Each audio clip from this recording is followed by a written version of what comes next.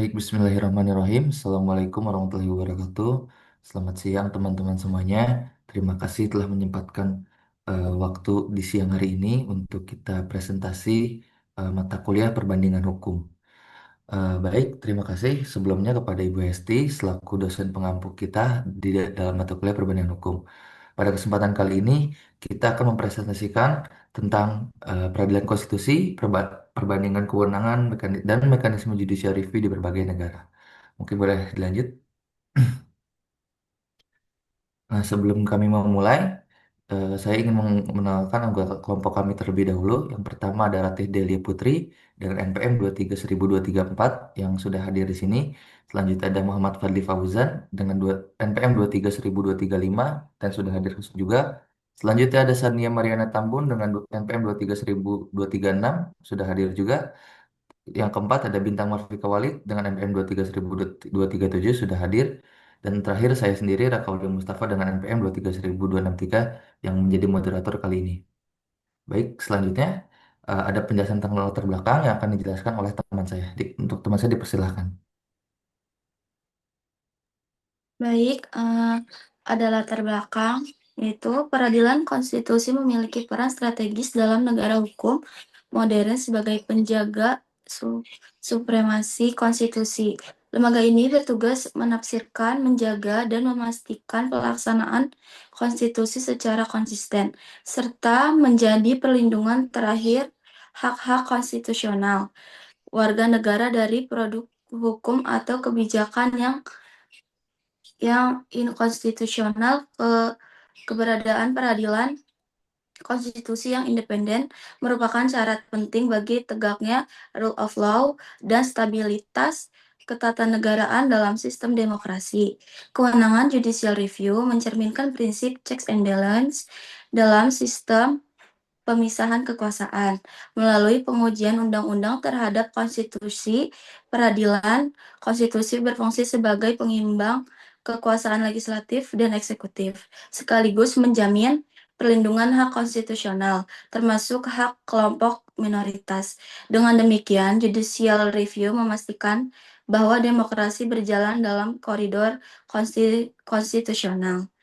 Studi perbandingan sistem peradilan konstitusi di berbagai negara penting untuk memahami perbedaan model kelembagaan, kewenangan, dan mekanisme penguji konstitusional. Melalui perbandingan ini dapat diambil pelajaran dan praktik terbaik guna memperkuat dan mengembangkan sistem peradilan konstitusi yang efektif dan sesuai dengan konteks nasional. Baik, selanjutnya akan saya jelaskan tentang konsep peradilan konstitusi. Peradilan konstitusi merupakan mekanisme yudisial yang dirancang untuk menegakkan supremasi konstitusi dalam negara hukum modern, termasuk di Indonesia sendiri.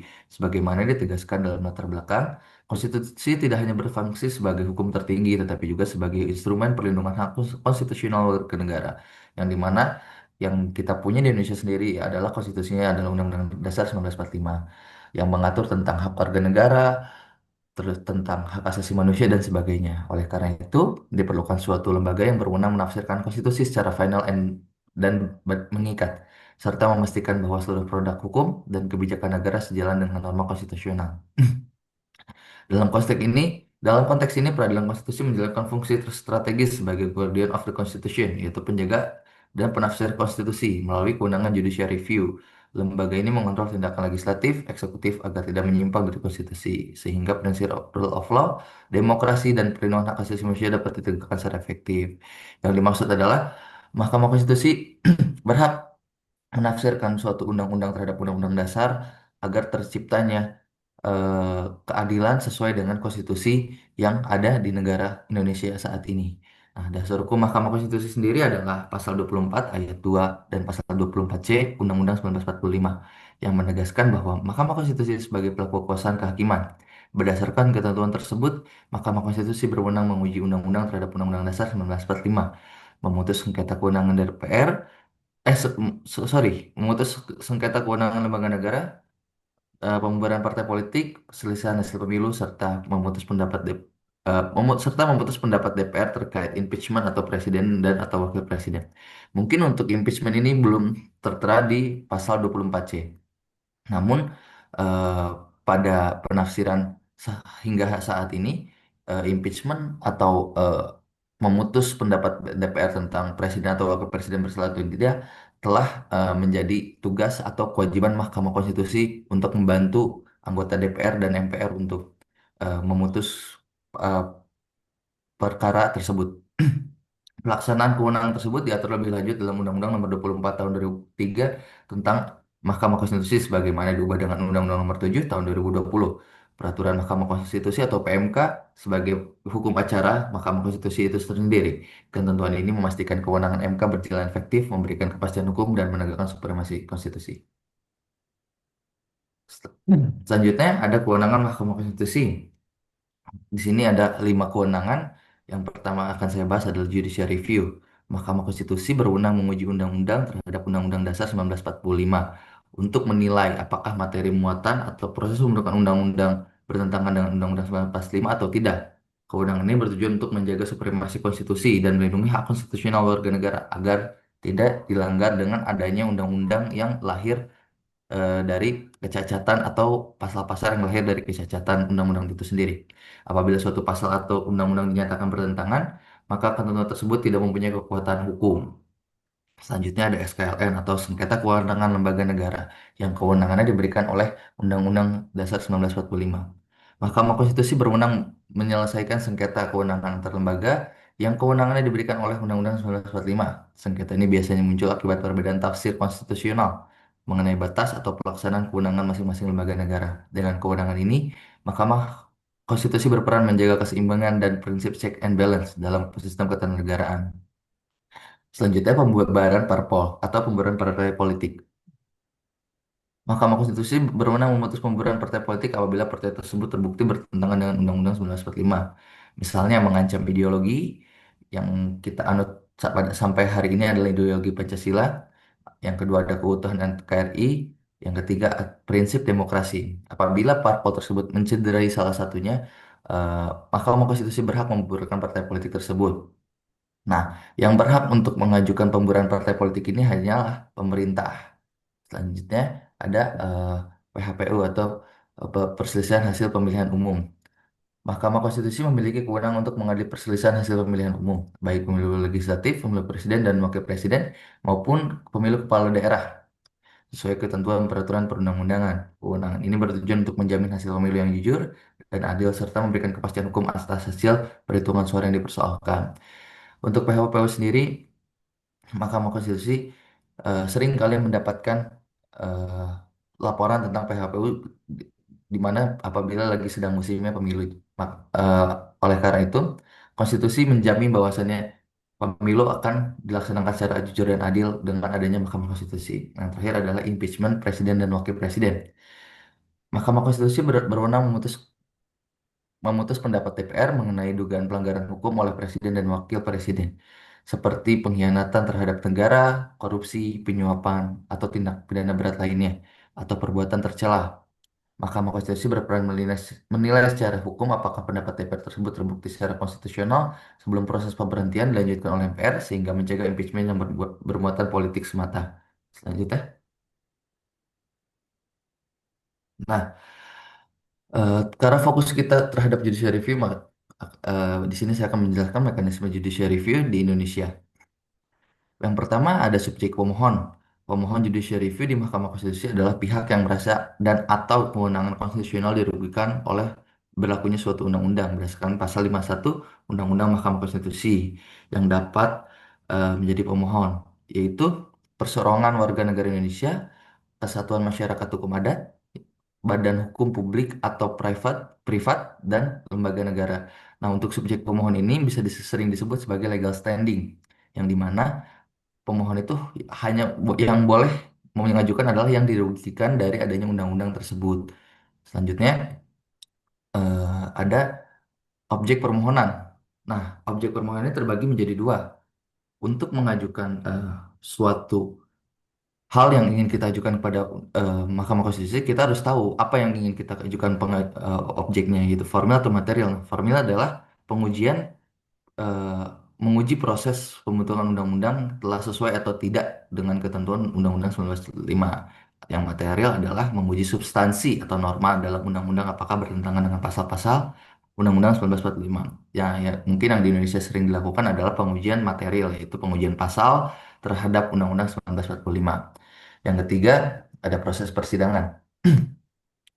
Proses judicial review diawali dengan pengajuan permohonan tertulis pada MK. Selanjutnya MK melakukan pertama pemeriksaan pendahuluan untuk menilai kelengkapan permohonan dan legal standing pemohon.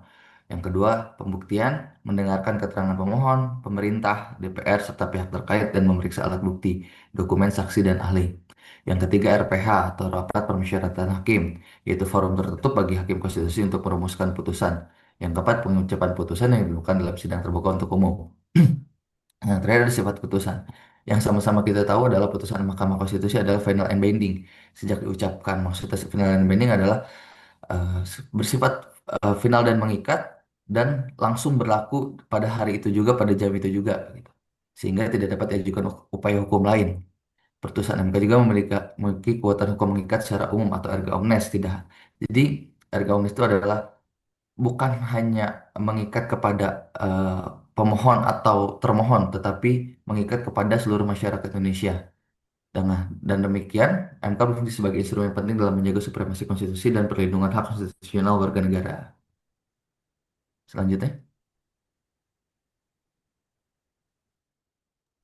Baik, selanjutnya di sini saya akan membacakan tentang kewenangan-kewenangan dari eh, Mahkamah Konstitusi dari berbagai negara. Yang saya ambil di sini ada Jerman, ada South Korea, dan South Africa. Nah, di sini Federal Constitutional Court of Germany atau biasa disebut Bundesverfassungsgericht. Nah, kewenangan FCC Jerman yaitu Constitutional Complaint, Abstract Review of State, Concrete Review of States. Yang selanjutnya ada Constitutional Dispute. Selanjutnya ada Dispute between Federation and Länder yang akan saya jelaskan setelah ini. Nah, yang pertama itu ada constitutional complaint. Mekanisme ini adalah mekanisme yang bagi individu atau badan hukum untuk secara langsung mengajukan pengaduan ke Federal Constitutional Court ketika mereka menganggap hak-hak konstitusional dilanggar oleh tindakan kekuasaan publik. Yang kedua ada abstract review of state adalah kewenangan Federal Constitutional Court untuk menguji apakah suatu undang-undang sesuai atau bertentangan dengan basic law tanpa harus menunggu adanya perkara konkret di pengadilan. Eh, Mengapa ini bisa disebut abstrak? Karena pengujiannya tidak terkait dengan kasus tertentu atau pihak tertentu. Yang diuji adalah normanya atau itu sendiri secara umum dan menyeluruh. Tujuannya adalah memastikan bahwa peraturan yang berlaku dalam sistem hukum tidak bertentangan dengan konstitusi sejak awal penerapannya. Oke, yang ketiga ada Concrete Review of State. Adalah kewenangan Federal Constitutional Court untuk menguji konstitusionalitas suatu undang-undang dalam kaitan dengan perkara konkret yang sedang diperiksa oleh pengadilan biasa. Jadi, Concrete of State ini eh, karena pengujiannya itu lahir dari kasus nyata yang sedang berjalan, bukan dari permohonan abstrak atau perdebatan umum mengenai suatu norma. Jadi ini bisa dibilang lawannya dari abstract review of state. Yang keempat ada ban of political parties. FCC memiliki kewenangan eksklusif untuk memutus pembubaran partai politik di Jerman. Yang kelima ada sengketa antara Federation and Länder.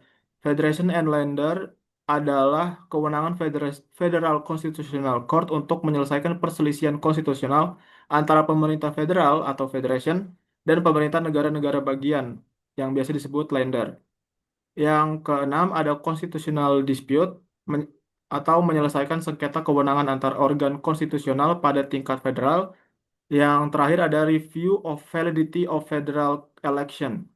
Federal Constitutional Court memiliki kewenangan untuk memeriksa dan memutuskan keabsahan pemilihan umum federal, khususnya pemilihan anggota Bundestag atau kalau di Indonesia itu bisa bisa disebut legislatif lah. Selanjutnya ada kewenangan-kewenangan dari Constitutional Court of Korea. Eh, yang pertama itu ada Judicial Review of State yang mana di Indonesia juga ada, yaitu pengujian konstitusional terhadap undang-undang. Yang kedua ada impeachment. Impeachment merupakan kewenangan Constitutional Court of Korea untuk memutus apakah seorang pejabat publik tertentu harus diberhentikan dari jabatannya karena melanggar konstitusi atau undang-undang dalam menjalankan tugasnya. Yang ketiga ada dissolution of political party atau pembubaran partai politik yang dinilai bertentangan dengan tatanan demokratis yang dijamin oleh konstitusi. Yang keempat ada competence dispute among state agencies or local governments atau kewenangan Constitutional Court of Korea untuk menyelesaikan sengketa kewenangan antara lembaga-lembaga negara atau antara lembaga pusat dan pemerintah daerah. Yang terakhir ada Constitutional Complaints by Individuals. Kewenangan Constitutional of Court of Korea untuk memeriksa pengaduan yang diajukan oleh individu yang menganggap hak-hak konstitusionalnya dilanggar oleh tindakan atau kelalaian organ negara atau lembaga negara atau juga bisa pemerintah daerah. Selanjutnya ada kewenangan-kewenangan dari Constitutional Court dari South Africa. Yang pertama itu ada kewenangan Constitutional Court as the highest court in constitutional matters atau ada Constitutional Court of South Africa ini adalah eh, konstitusi yang paling tinggi lah atau bisa dibilang apa ya kayak ya yang paling tertinggi dari semuanya lah, konstitusi yang paling tertinggi. Setiap masalah yang menyangkut penafsiran, penerapan atau keabsahan ketentuan Konstitusi Afrika Selatan berada dalam kewenangan terakhir di pengadilan ini. Yang kedua ada kewenangan memutus hanya constitutional matters dan hal yang berkaitan dengan constitutional matters. Constitutional Court of South South Africa hanya berwenang memutus perkara yang termasuk constitutional matters serta isu-isu yang mempunyai keterkaitan langsung dengan constitutional matters. Selanjutnya yang ketiga ada kewenangan menentukan secara final apakah suatu perkara merupakan constitutional matter. Apabila timbul perdebatan pendapat mengenai apakah suatu perkara benar-benar menyangkut konstitusional atau tidak, keputusan akhir hal tersebut berada pada tangan Constitutional Court of South Africa. Selanjutnya, yang keempat ada kewenangan mengkonfirmasi putusan inkonstitusionalitas undang-undang atau tindakan presiden. Constitutional Court of South Africa memiliki kewenangan untuk mengkonfirmasi putusan pengadilan lain yang menyatakan suatu undang-undang atau tindakan presiden inkonstitusional. Artinya jika High Court atau Supreme Court of Appeal memutuskan bahwa suatu undang-undang atau tindakan presiden tidak sesuai dengan konstitusi, putusan tersebut belum mempunyai kekuatan hukum yang final sebelum dikonfirmasi oleh Constitutional Court of South Africa. Yang kelima ada kewenangan menyatakan tidak berlakunya hukum atau tindakan yang bertentangan dengan konstitusi. Constitutional Court of South Africa memiliki kewenangan untuk menyatakan suatu hukum atau tindakan pemerintah tidak sah atau invalid apabila bertentangan dengan konstitusi.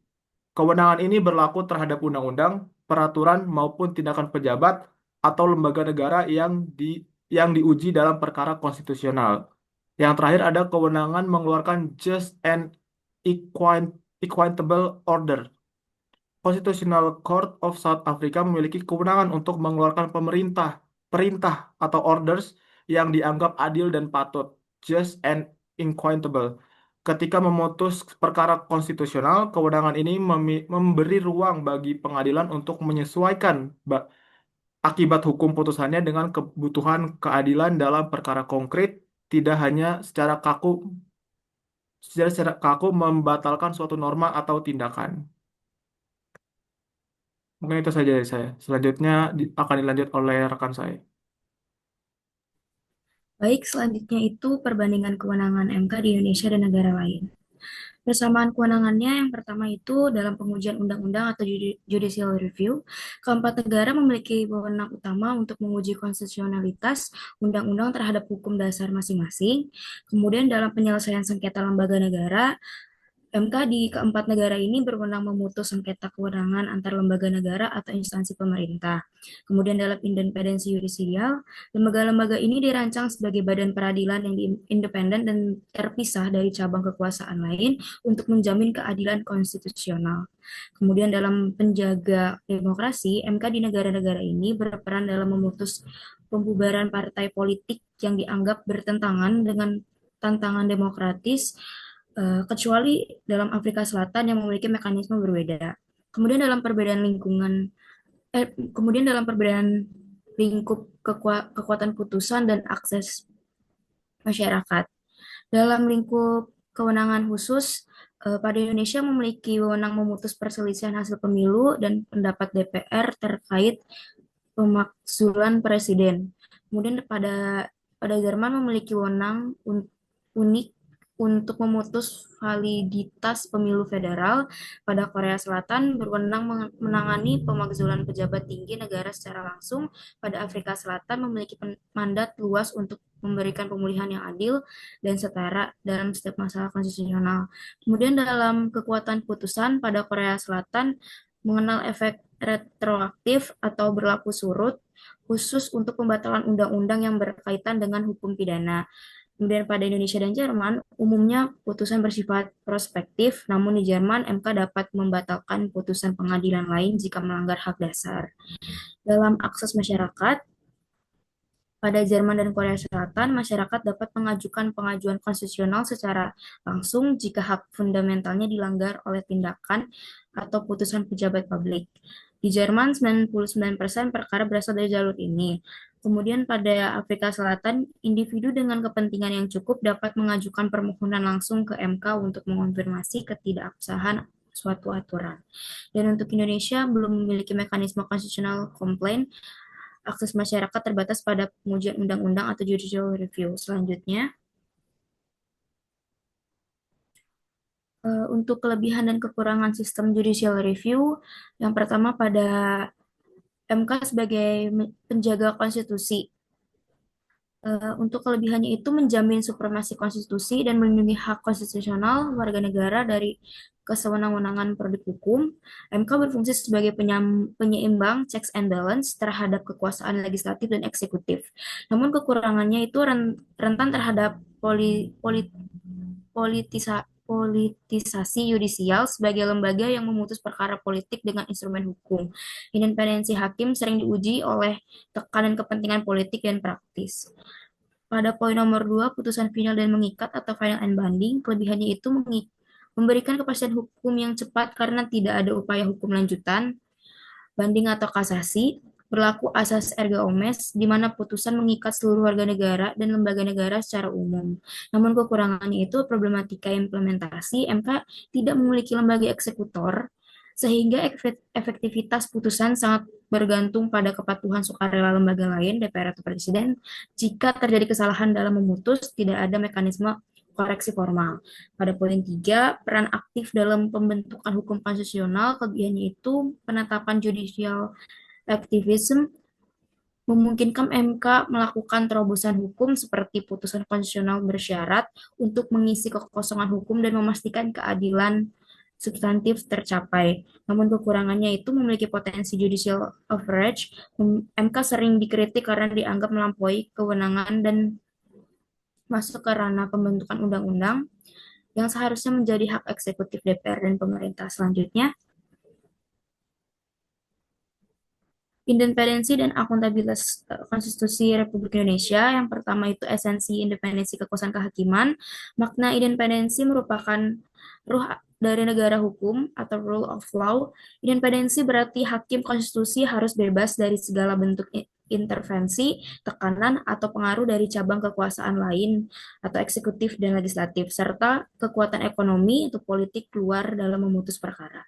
Dalam fungsi utamanya itu, tanpa independensi, MK tidak dapat menjalankan fungsinya sebagai the guardian of constitution atau penjaga konstitusi dan the guardian of demokrasi. Independensi menjamin bahwa putusan didasarkan semata-mata pada konstitusi dan keadilan substansi. Pada poin nomor 2, tantangan independensi di Indonesia atau kritik dan realitanya, intervensi melalui regulasi. Perubahan undang-undang Mahkamah Konstitusi yang berulang kali atau terkait masa jabatan dan usia hakim sering dinilai sebagai bentuk intervensi legislatif yang dapat mengganggu kemandirian hakim secara personal maupun institusional.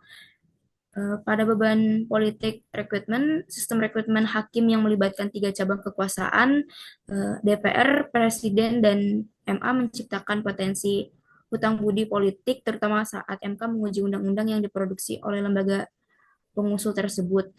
Kemudian tekanan opini publik, dalam kasus sensitif seperti sengketa pemilu, independensi hakim seringkali terhimpit antara integritas hukum dan tekanan massa atau opini publik yang masif. Kemudian pada poin 3, akuntabilitas hakim konstitusi atau check and balance, akuntabilitas hukum, putusan MK wajib memiliki pertimbangan hukum atau legal reasoning yang kuat, transparan, dan logis sebagai bentuk pertanggungjawaban intelektual pada masyarakat akademik dan hukum. Selanjutnya, akuntabilitas etik atau MKMK. Keberadaan Majelis Kehormatan Mahkamah Konstitusi atau MKMK adalah instrumen krusial untuk mengawasi perilaku hakim agar tetap patuh pada kode etik Sabta Karsa Utama. Yang terakhir yaitu transparansi peradilan, akuntabilitas juga diwujudkan melalui persidangan yang terbuka untuk umum dan aksesibilitas putusan yang dapat diunduh langsung oleh publik, memastikan masyarakat dapat menguji moralitas dan logika putusan tersebut. Sekian dari saya, mungkin selanjutnya akan dilanjutkan oleh rekan saya. Baik, reformasi mekanisme pemilihan hakim konstitusi. Sistem pemilihan hakim Mahkamah Konstitusi di Indonesia. Hakim Mahkamah Konstitusi berjumlah 9 orang yang diajukan masing-masing oleh DPR, Presiden, dan Mahkamah Agung sebagai bentuk pembagian kekuasaan. Jadi, Hakim Mahkamah Konstitusi berjumlah 9 orang. Pembagiannya adalah masing-masing 3 orang yang diajukan oleh DPR, Presiden, dan Mahkamah Agung. Sistem ini dirancang untuk menjaga keseimbangan kekuasaan, agar MK tidak dikuasai oleh satu lembaga saja. Jadi, sejak awal desainnya memang ingin membuat MK berdiri independen di antara cabang-cabang kekuasaan. Permasalahan dalam mekanisme seleksi. Proses seleksi masih minim transparansi dan partisipasi publik hingga independensi hakim sering dipersoalkan. Masalahnya muncul ketika kita lihat bagaimana proses seleksi itu berjalan. Dalam praktek, proses seleksi hakim MK di masing-masing lembaga pengusul masih cenderung tertutup dan minim transparansi. Publik seringkali tidak tahu secara jelas apa kriteria penilaiannya, bagaimana rekam jejak calon hakim dipertimbangkan, dan alasan mengapa seseorang dipilih. Akibatnya muncul persepsi bahwa proses seleksi ini syarat kepentingan politik dan belum sepenuhnya menjamin independensi hakim. 3. Perbandingan dengan Jerman. Hakim dipilih oleh parlemen dengan mayoritas 2/3 suara untuk mendorong konsensus politik yang luas. Kalau dibandingin sama Jerman, mekanismenya beda. Di Jerman, hakim Mahkamah Konstitusi dipilih sama parlemen, tapi dengan syarat persetujuan 2/3 suara. Artinya nggak ada satu partai atau satu koalisi yang menentukan. Harus ada kesepakatan politik yang luas.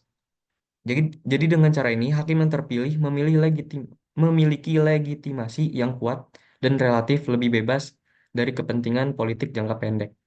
Perbandingan dengan Korea Selatan dan Afrika Selatan. Korea Selatan menerapkan uji kelayakan terbuka, sedangkan Afrika Selatan melibatkan komisi yudisial dan masyarakat sipil. Di Korea Selatan, proses seleksi hakim dilakukan melalui uji kelayakan yang terbuka. Calon hakim diuji di hadapan publik sehingga masyarakat bisa menilai langsung kapasitas, integritas, dan pandangan hukumnya. Sementara itu, Afrika Selatan melibatkan Judicial Service Commission yang terdiri dari unsur negara, akademisi, dan masyarakat sipil. Model ini menekankan transparansi dan partisipasi publik sebagai bagian penting dari pemilihan hakim. Potensi konflik kepentingan. Hakim berpotensi menghadapi konflik kepentingan saat memutus perkara yang berkaitan dengan lembaga pengusulnya. Dari mekanisme yang berlaku di Indonesia, potensi konflik kepentingan menjadi isu yang sangat penting. Hakim yang diusulkan oleh lembaga politik berpotensi menghadapi tekanan, terutama ketika harus memutus perkara yang berkaitan langsung dengan lembaga pengusulnya. Meskipun hakim dituntut independen, situasi ini tetap berisiko mempengaruhi objektivitas dan pada akhirnya dapat menurunkan kepercayaan publik terhadap Mahkamah Konstitusi. Penguatan checks and balance di Indonesia. Peran MK dalam sistem ketatanegaraan. MK berfungsi sebagai penjaga konstitusi dan penguji undang-undang terhadap Undang-Undang 1945. Jadi MK memiliki peran sebagai penjaga konstitusi yang memastikan bahwa setiap penggunaan kekuasaan oleh lembaga negara tetap berada dalam koridor Undang-Undang Dasar 1945, menjaga keseimbangan kekuasaan. MK membatasi kewenangan DPR dan Presiden agar tidak bertentangan dengan prinsip negara hukum dan demokrasi. Melalui kewenangan pengujian undang-undang, Mahkamah Konstitusi berfungsi sebagai alat kontrol terhadap DPR dan Presiden. Artinya, meskipun DPR dan Presiden memiliki kewenangan politik untuk membuat undang-undang, kewenangan tersebut tidak bersifat absolut, karena tetap dapat diuji oleh Mahkamah Konstitusi jika bertentangan dengan konstitusi. Hubungan Mahkamah Konstitusi dengan DPR dan Presiden. Hubungan bersifat fungsional dan saling mengawasi, bukan hubungan atasan dan bawahan. Jadi hubungan Mahkamah Konstitusi dengan DPR dan Presiden bukan hubungan atasan dan bawahan, melainkan hubungan yang sejajar dan saling mengawasi. DPR dan Presiden menjalankan fungsi legislasi sebagai representasi rakyat, sementara Mahkamah Konstitusi memastikan bahwa produk legislasi tersebut tidak melanggar prinsip negara hukum dan demokrasi. Implikasi putusan Mahkamah Konstitusi terhadap demokrasi. Putusan Mahkamah Konstitusi dapat memperkuat perlindungan hak konstitusional warga negara. Putusan Mahkamah Konstitusi memiliki implikasi besar terhadap demokrasi. Di satu sisi, putusan Mahkamah Konstitusi dapat memperkuat perlindungan hak konstitusional warga negara, memperbaiki kualitas undang-undang, dan mencegah penyalahgunaan kekuasaan. Dalam konteks ini, Mahkamah Konstitusi berkontribusi pada penguatan demokrasi substantif. Poin limanya, tantangan dalam praktik. Putusan Mahkamah Konstitusi berpotensi menimbulkan judicial overreach apabila melampaui batas kewenangannya. Jika MK terlalu jauh masuk ke wilayah kebijakan publik, bisa muncul kritik bahwa Mahkamah Konstitusi melakukan judicial overreach, atau oleh karena itu, penguatan check and balance tidak hanya bergantung pada kewenangan Mahkamah Konstitusi yang kuat, tetapi juga pada kemampuan Mahkamah Konstitusi untuk menjaga batas kewenangan serta menghormati proses demokrasi.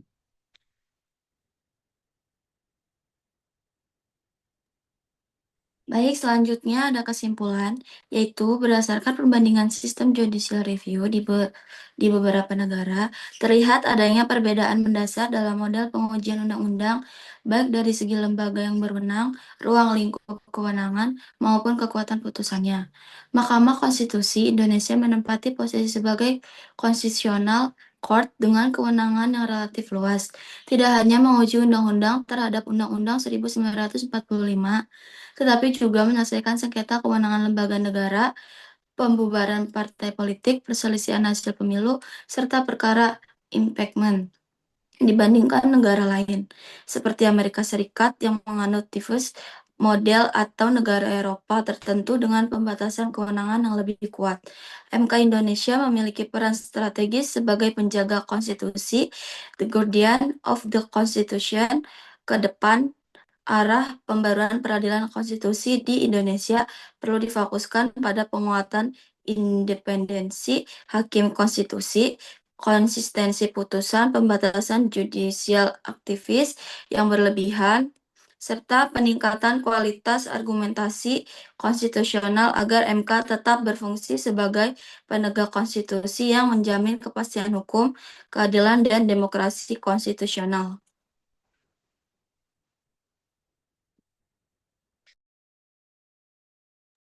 Baik, mungkin itu saja yang dapat kelompok kami sampaikan tentang peradilan konstitusi di berbagai negara. Kurang lebihnya mohon maaf. Apabila ada masukan silahkan melalui via pribadi atau yang lainnya. Terima kasih atas waktu yang telah diberikan kepada teman-teman dan kepada Bu Hesti.